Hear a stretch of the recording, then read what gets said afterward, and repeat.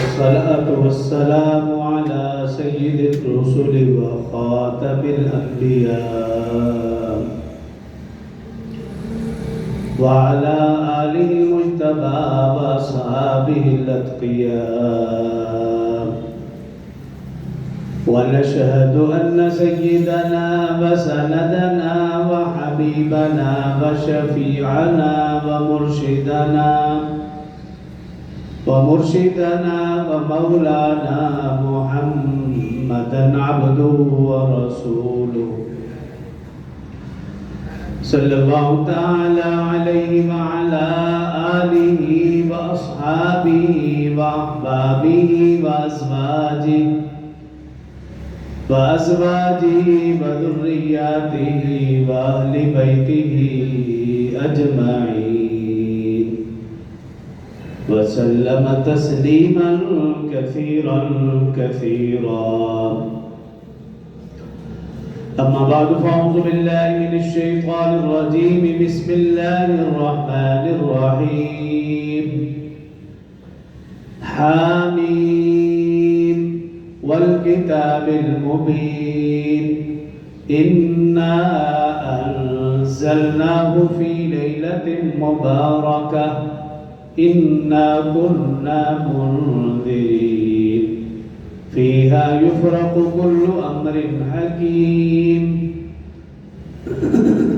قال الله تبارك وتعالى في مقام آخر: كنتم خير أمة أخرجت للناس تأمرون بالمعروف وتنهون عن المنكر. قال الله تبارك وتعالى في مقام آخر: وَلْتَكُنْ مِنْكُمْ أُمَّةٌ يَدْعُونَ إِلَى الْخَيْرِ وَيَأْمُرُونَ بِالْمَعْرُوفِ وَيَنْهَوْنَ عَنِ الْمُنْكَرِ. صدق الله العظيم وصدق رسوله النبي الكريم ونحن على ذلك لمن الشاهدين والشاكرين والحمد لله رب العالمين. تمام احباب ایک مرتبہ نماز والا درود شریف پڑھ لیں. اللہم صلی علی محمد وعلی آل محمد كما صليت على إبراهيم وعلى آل إبراهيم إنك حميد مجيد. اللهم بارك على محمد وعلى آل محمد كما باركت على إبراهيم وعلى آل إبراهيم إنك حميد مجيد.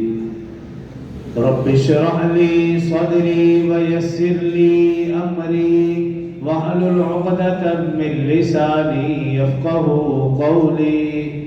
رب زدني علما رب زدني علما رب زدني علما.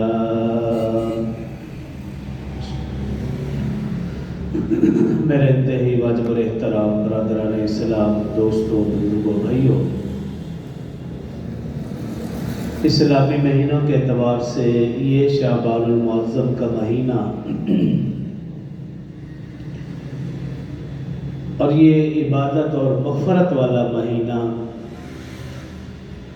اس مہینے کی خیر و برکات حد شمار سے باہر ہیں. یہی وہ مقدس مہینہ ہے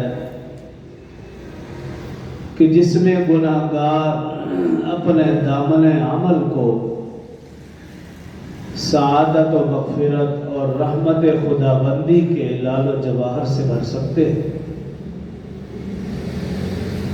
اور یہ وہ مقدس مہینہ ہے جس کی معرفت گناہگار اپنے گناہوں کو سیاہی سے دھو کر انوارات و تجلیات بآسانی حاصل کر سکتے ہیں.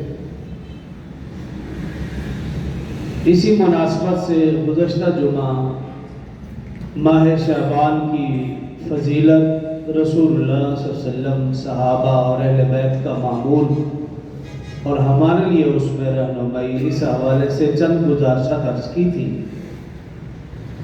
آج کے مختصر سے خطبہ میں